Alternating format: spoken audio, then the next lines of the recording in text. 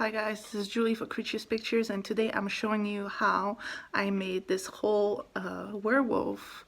I won't say wolfy at the time. How I made this whole werewolf makeup from scratch, from the cast to the shooting for 1993's music video. Let's go. Nose is sweaty. Mom's spaghetti. What is it? You cannot come. Hi guys, it's voiceover Julie, and I hope you're having a wonderful day. The first thing that I did to start the cast was to apply a thin coat of Vaseline all over his skin and a thick coat of Vaseline all over his facial hair, including eyebrows and eyelashes, very thick over there so it doesn't hurt him.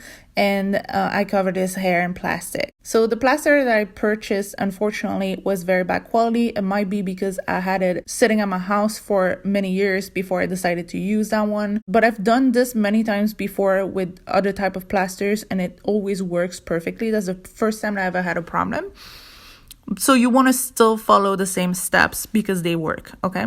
So you want to do 2 to 3 coats of plaster bands all over his face or the face of your model, and that should be enough to have a proper cast. So you see, this one was falling apart, literally falling apart. I don't know what's been going on. It was not sticking together properly. I think it was too dry. So I was still able to fix it, but I can only use this one for this one time because it collapsed when I pulled it out. So as you can see, I smoothed the cast out, and then I apply a first layer of liquid latex just to be comfortable when he's going to wear the prosthetics. Then I mixed cotton fibers and liquid latex to start creating the nose. I'm not going for a full snout. I'm going for more a merging between a human face, a human nose, and a wolf nose, because I just like this transformational look. I didn't want to go for too cartoonish of a long snout. And I did this in the past, in a previous project that you're going to see very, very soon. And it worked really well and it was awesome. So I decided to go for it again. And I think I kind of improved it, very honestly. The thing is, it's more of a teen wolf type of look, more than a American Werewolf in London.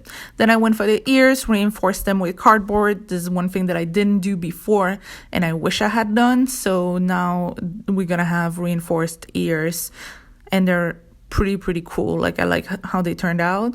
Then I'm tinting the latex in the mask, which is mixing the latex with pigments. You don't want to do that with powder because it's going to make it too thick and dry too fast. And you don't want to do it with cream because it's going to separate and be nasty. So I went for like cheap eyeliners and stuff that already comes in a solution, which is liquid. Liquid foundation works well as well. I usually do that for my edges, so it kind of blends it all, and then you just have to apply makeup on the actual skin and a little bit on top of the prosthetics, and your makeup application is done. It's gonna save you a couple of hours probably of painting your actor's face. So yeah, made sure that I have a thick coat of latex everywhere and keep sculpting. And then I did the back of the ears. It's not very interesting of a process, but the back of the ears is kind of more difficult to do, but so important because you want those ears to be sitting comfortably and not falling off the ears of your actor. Took some whiskers that I actually stole from my pets. You know, they lose them every time. I collect and save them, and because I feel like it's good luck, and I decided to glue a few on the warts that I created on my sculpting, because you know how dogs have those warts with whiskers on it? I don't know what it's called. I just call them like that. I hate that word though. But yeah, that was the idea I was going for. So I feel like it gives like a little cartoonish cute look. So then I textured the nose, and this is not the final layer, so it's supposed to look this messy. And after that, when I'll put more liquid latex on top, it's gonna just look like a nose texture. But this is the way I do it personally. Hey guys, I feel like I should be showing you this. So this is the way that I'm gonna get the hair to use on the prosthetic, because I'm too cheap to go buy some fake hair. So I'm just taking them out of my dogs, and yeah, this is kind of like how it happens. We use a Furminator, but we have way too much hair. Because, yep, husky life. And next will be Maya because she matches Trent's hair perfectly. I just wanted to show you this because it's stupid, ridiculous. Okay, now it's time to apply the hair onto the ears, and you want to follow the direction. Like, that's what I did. I followed the direction of the ears to apply the hair.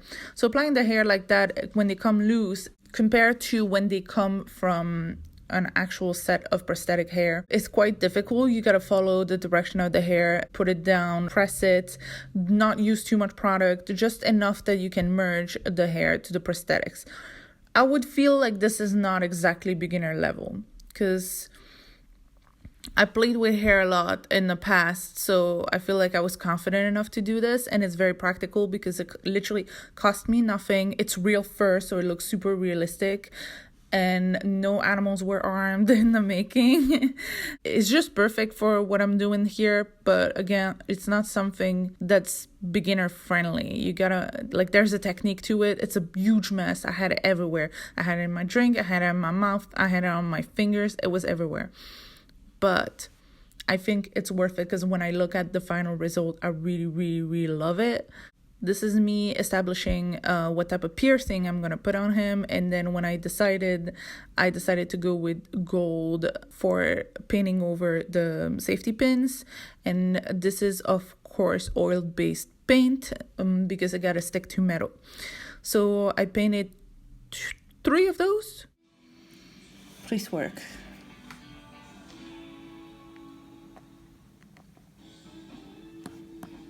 You got it? Yeah.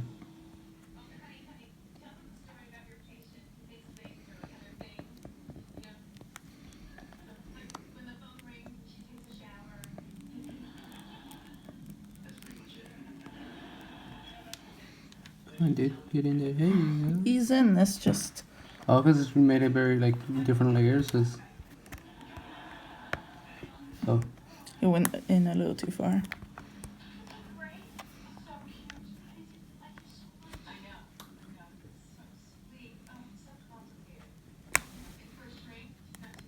Got it? Yep, ease in. Oh, I feel like a piercing artist. Right. It's beautiful. So he has 2 on this side. And 1 on that side. That one looks like sort of an industrial. Yeah, no. It's pretty cute. And you have real whiskers.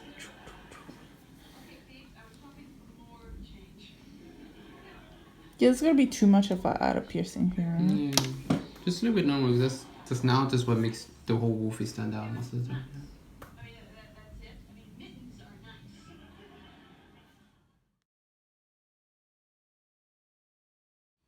Hey guys, it's editing Julie here, and I wanted to tell you that I did ended up adding the little piercing because one of my roommate like went away for a long time, and she threw away a pair of like Claire's earrings, and yeah, I thought it would be like the perfect size for a piercing, and it was. One of my nails is broken, don't mind.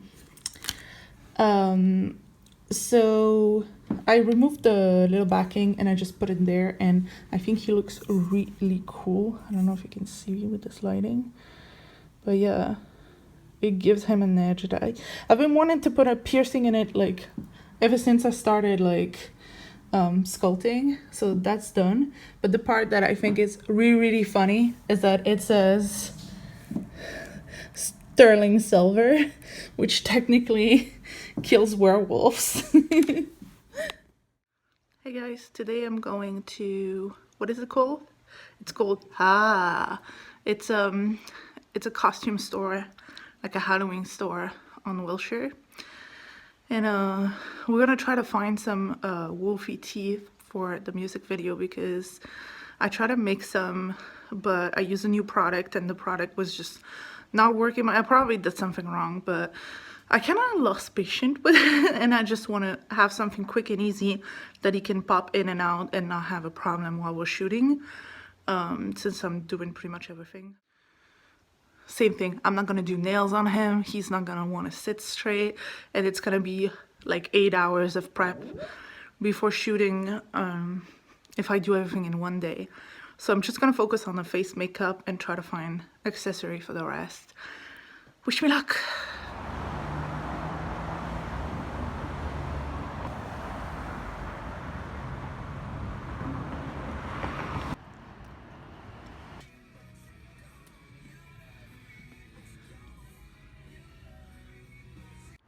Okay, it's super loud outside, so I don't know if I can vlog, but we just went to and